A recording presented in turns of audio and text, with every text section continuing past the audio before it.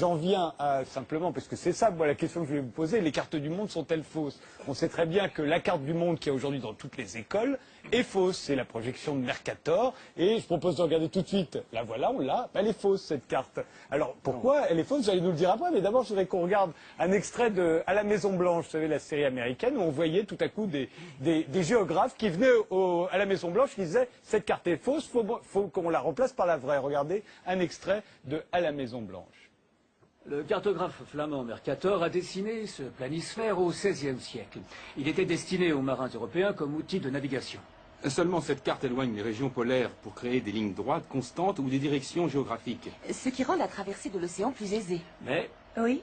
cette vue fausse la taille des nations et des continents. Alors cette projection serait fausse? Oh là oui, fausse. Vous voyez le Groenland? Je vois, Et vous voyez l'Afrique. je vois. Ces deux masses de terre semblent à peu près de la même taille. Oui. Eh bien, que diriez-vous si je vous disais qu'en réalité, l'Afrique est 14 fois plus grande? Ah oui. Ici, nous voyons que l'Europe est largement plus grande que l'Amérique du Sud. Or, l'Europe a une superficie de 10 millions de kilomètres carrés, alors que l'Amérique du Sud fait 23 millions de kilomètres carrés. L'Alaska paraît 3 fois plus grand que le Mexique. Or, le Mexique est plus grand de 10 millions de kilomètres carrés. L'Allemagne est située au milieu de la carte, alors qu'elle se situe plus au nord de la Terre. Attendez. La taille relative est une chose, mais vous dites que l'Allemagne n'est pas là où nous pensons qu'elle est. Rien n'est où vous croyez. Alors où est-elle? Merci pour cette question. La projection de Peters. Fidélité des axes. Fidélité de position. Les lignes est-ouest sont parallèles et croisent les axes nord-sud à angle droit. Mais c'est quoi ça? C'est le monde où vous vivez. Sylvie Brunel, vous Oui, êtes bah, c'est d'accord? très C'est simple. la carte de Peters, le monde dans La lequel on carte de vit? Peters, elle déforme aussi parce qu'elle allonge les continents. Mais c'est très simple, vous avez un globe, la Terre c'est un globe. Comment voulez-vous représenter un globe de façon plate? Donc, Vous il êtes faut faire des obligé de choix. faire des choix.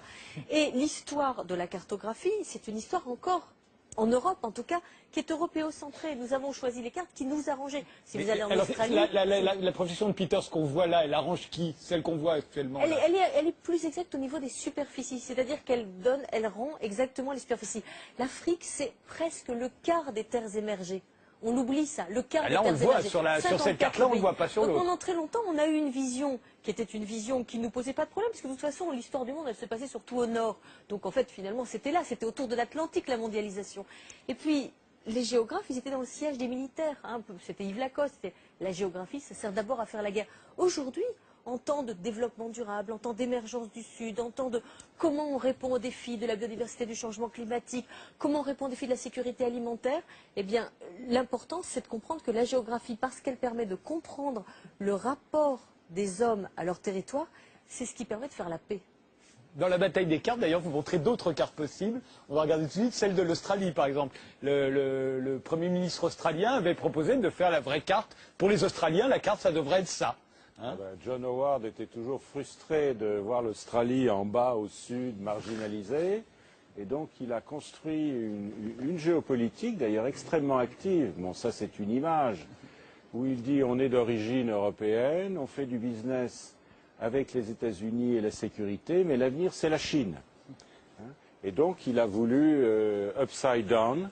C'est une carte de Stuart Miller qui date de 1983, mais qui a été, au fond, qui a illustré cette réflexion géopolitique des Australiens, au fond, au moment de l'émergence de la Chine. Alors justement, la Chine, Il faut dire aussi que le Pacifique, qui chez nous, sur nos cartes, on le voit à peine, le Pacifique, c'est le plus grand océan de la Terre, l'Atlantique. Michel, le Pacifique par rapport à l'Atlantique, c'est 3 fois plus grand, 4 fois plus grand. Bien sûr. C'est la vraiment... moitié de la Terre, le Pacifique. Et le pire, C'est la c'est moitié. que parfois, tous les micro-États du Pacifique ne sont même pas représentés sur les cartes. Quand il y a eu, vous savez, la grande conférence sur le changement climatique à Copenhague, ils sont arrivés, il y avait un grand globe qui était au cœur de la salle de conférence. Il n'y figurait pas. On avait oublié tous les États du Pacifique, les petits États du Pacifique. Donc c'est pour vous montrer que la représentation cartographique, c'est toujours un choix. Alors celui-là, ce serait la carte des navigations de la Chine. Il y a 200 projections cartographiques. Ça, c'est, je trouve, la plus intéressante. C'est une variante de la projection de Molvay qui s'appelle Atlantiste. C'est une carte d'une compagnie de navigation chinoise qui essaye d'exploiter la route maritime possible entre Shanghai à droite en vert et Rotterdam, New York, par la route du nord-ouest et la route du nord-est. Mais vous voyez à l'ouest l'Antarctique, à l'est, sur la droite, on ne le voit pas, mais il y a l'Australie. Et je trouve que c'est une vision qui montre qu'aujourd'hui, une compagnie chinoise de navigation a une vision globale. Alors que pendant des siècles, les empereurs chinois, justement, ont bataillé avec les jésuites, qui leur montraient des cartes où la Chine n'était pas au centre de la projection et où la Chine paraissait plus petite que ce qu'ils pensaient qu'elle était. Donc on est toujours dans des batailles. Le problème, c'est pas c'est faux, c'est vrai. La question, c'est la question des représentations et des cartes mentales. Alors justement, il y en a une, ce sera la dernière que je vais montrer, c'est la carte des militaires américains, on va dire. Alors là, on retourne. Et là, on retrouve la carte de Mercator. En fait, on comprend pourquoi elle a du succès, la Mercator, c'est celle des Américains. Le Mercator, non, c'est la carte du département d'État, du Pentagone, du Quai d'Orsay, mais aussi de Médecins sans frontières. C'est vrai. Et de Google. C'est la carte des Occidentaux. Non, ce n'est pas la carte des Occidentaux, c'est la carte de l'hémisphère nord. Ouais. Il y a les Russes là-dedans. Là, c'est qu'aujourd'hui, avec le numérique, on n'est pas foutu d'avoir Google, une représentation réelle. Exactement. C'est ça qui est incroyable. Google, Impossibilité. c'est ce que j'essaye d'expliquer. C'est une projection qui est avantageuse. Ah oui. C'est une projection qui est avantageuse. Voilà. C'est ce que vous disiez? J'expliquais juste que bien sûr que c'est possible d'avoir une représentation réelle, même si on vient de nous exposer les difficultés, mais l'enjeu c'est la représentation et comment chaque nation, et surtout les nations dominantes, décident de se représenter aux yeux du monde. Si tout à l'heure dans l'exposé, on nous a parlé des premières cartes faites par les navigateurs. Enfin, Mercator, c'était ça, c'est ce qu'on voulait voir, c'était l'Atlantique. Voilà, l'entrée des nations européennes. Il existe quelque part dans le monde dans une l'ère moderne. représentation réelle de la... Non, pas en deux dimensions. Vous êtes écrivain, la seule représentation réelle, c'est celle de José Luis Borges.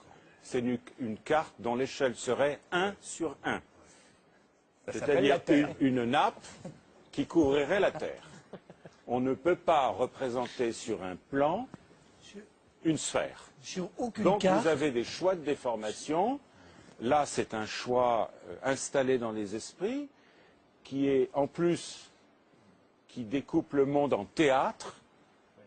Le mot Moyen-Orient, c'est un théâtre militaire. Asie du Sud-Est, c'est 1943. Moyen-Orient, c'est Londres, 1939 au Caire. Central Europe, Europe centrale, c'est un théâtre de l'OTAN.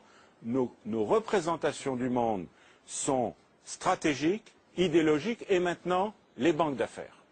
Denis Et Podalides. Structure. Et le pétrole. Denis Podalides. Je suis comme vous, là. Puis, baba. Vous ne pensiez pas que les cartes du monde étaient Je ne fausses. pensais hein. pas. Moi, je pensais que le Mercator, là, c'était Alors, celle que j'avais. remontrez-nous la Peters, parce que Peters aussi est fausse. Et pourtant, elle a l'air plus vraie, Peters. Non, mais la projection de Peters est extrêmement intéressante parce qu'elle a été rendue célèbre par Willy Brandt dans le rapport de 1973 sur le Nord-Sud.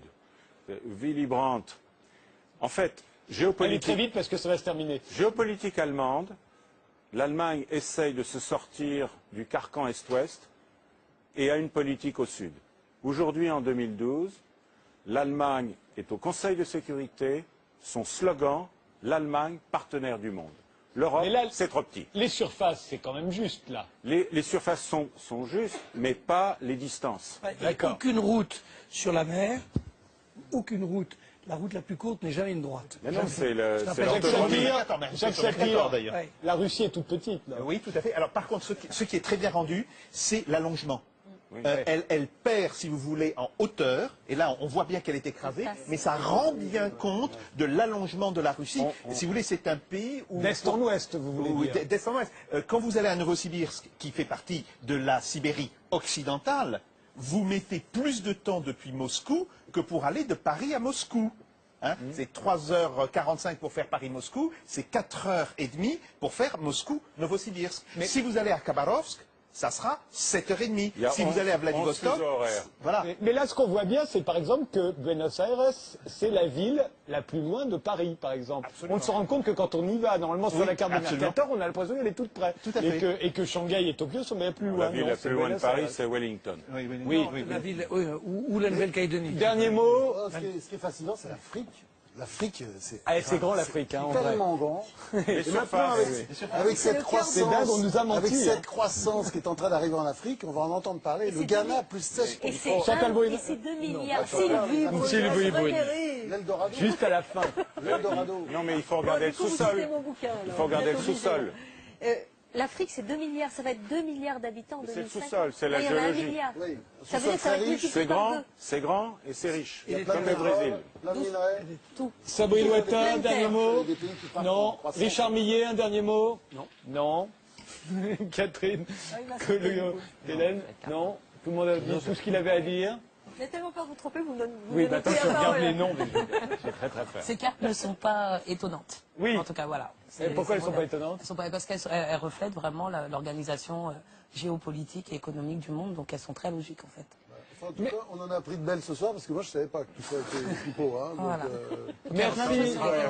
Malheureusement, on supprime la géographie de l'enseignement secondaire. Et la C'est un géographie, c'est scandale. ce qui permet de lire le monde et de comprendre le monde. Quand vous êtes à l'école et que vous regardez la carte du monde, la manière dont la carte du monde est faite dit déjà quelque chose sur l'histoire et sur la manière dont on pense les cultures. L'Europe est toujours quand même assez au centre, et même cette construction nord-sud impose d'une certaine manière une hiérarchie. Si par exemple on mettait l'Afrique au centre d'une carte et qu'on la regarderait, on verrait les choses tout à fait autrement, parce que la manière dont le monde se dessinerait sous nos yeux nous ferait penser autrement.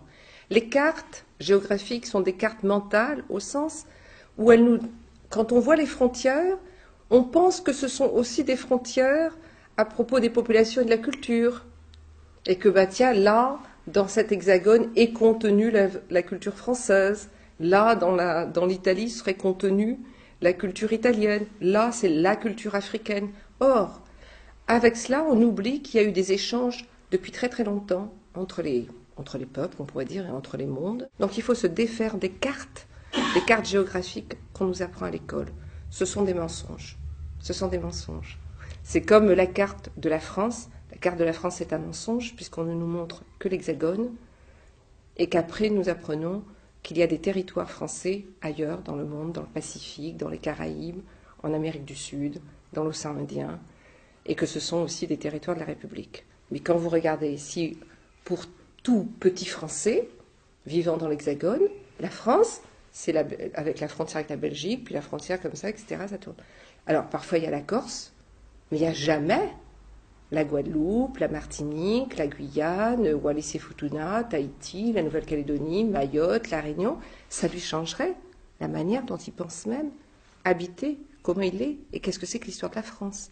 Parce que quand il voit ça, l'histoire de la France, eh bien, elle est contenue là, dans cet espace. Alors que si on lui montre tout ça, il va se dire, ah oui, mais alors, qu'est-ce qui s'est passé en Martinique au même moment? Au moment où on lui apprend des choses. Alors on lui dit, oui, alors les rois de France, blablabla, bla, bla, bla, etc. Il dit, oui, mais alors qu'est-ce qui s'est passé là-bas? Il peut poser la question. Et tout d'un coup, ah, l'esclavage? Ah bon, donc voilà. Et on voit les liaisons. Alors que si vous découpez ces cartes, bon, il y a l'histoire là, qui, comme si elle n'était pas liée à l'histoire là-bas. Or, elle est liée. Elle est toujours liée. Et c'est ça qui est...